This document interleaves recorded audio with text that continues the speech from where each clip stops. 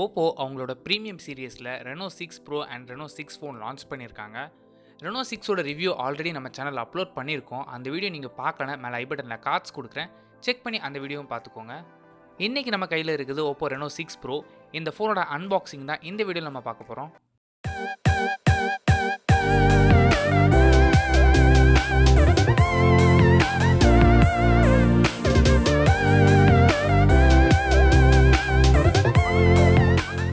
இதுதான் retail package box.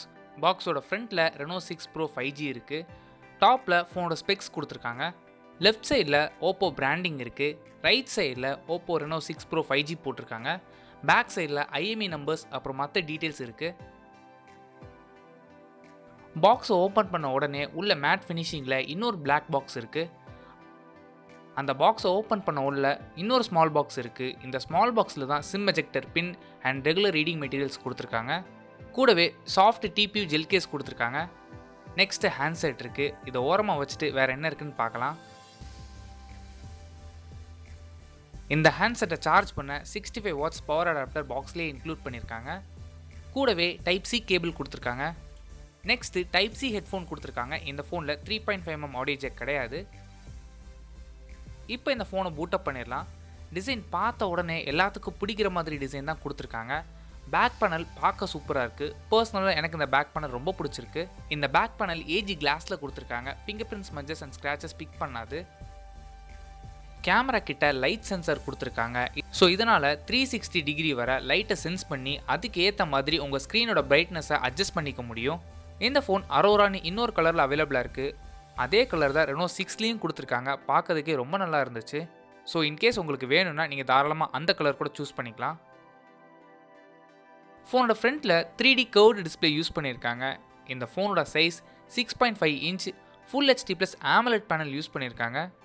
இந்த டிஸ்பிளேக்கு HDR10+ certification இருக்குது. ஸோ HDR கண்டென்ட்லாம் இந்த ஃபோனில் பார்க்க முடியும். Amazon, Netflix இல்லை யூடியூப்பில் கூட HDR கண்டென்ட் உங்களால் ஈஸியாக ப்ளே பண்ணியும் பார்க்க முடியும். ரெஃப்ரெஷ் ரேட் பொறுத்தவரை 90 Hz கொடுத்துருக்காங்க. ஸோ டிஸ்பிளே ரொம்ப ஸ்மூத்தாக இருக்குது. இந்த டிஸ்பிளேயோட பீக் பிரைட்னஸ் 800 nits. ஸோ சன்லைட்டில் கூட உங்களால் இந்த ஃபோனை ஈஸியாக யூஸ் பண்ண முடியணும். டிஸ்பிளேயோட குவாலிட்டி இனிஷியலாக யூஸ் பண்ண வர நல்லா இருந்துச்சு. ஸ்க்ரீன் ப்ரொடெக்ஷனுக்கு கார்னிங் கொரில்லா கிளாஸ் வெர்ஷன் 5 கொடுத்துருக்காங்க. Next placements.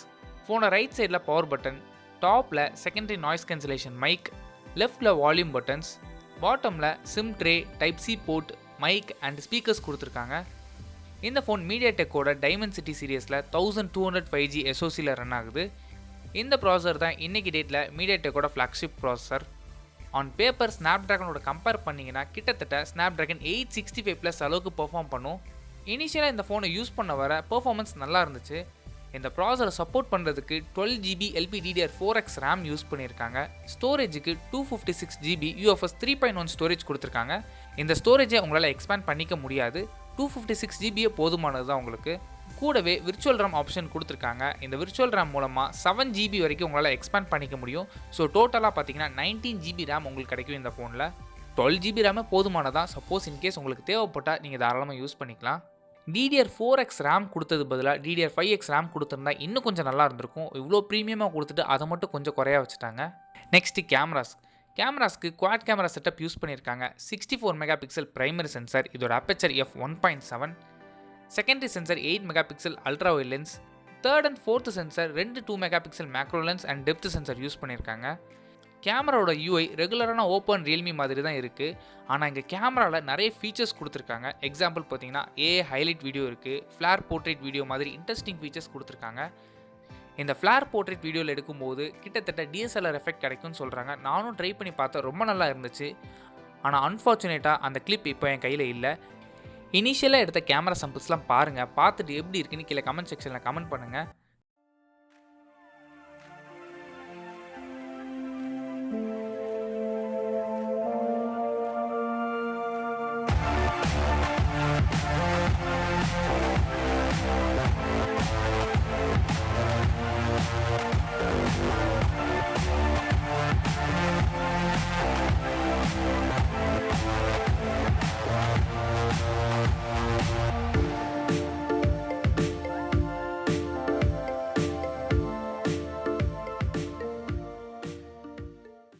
நெக்ஸ்ட் யூஐ பொறுத்தவரை தேவையில்லாத ப்ளூடூத் ப்ரீ இன்ஸ்டாலாக கொடுத்துருக்காங்க. சப்போஸ் உங்களுக்கு இது தேவையில்லைன்னு நினச்சிங்கன்னா நீங்கள் ஈஸியாக அன்இன்ஸ்டாலும் பண்ணிக்கலாம்.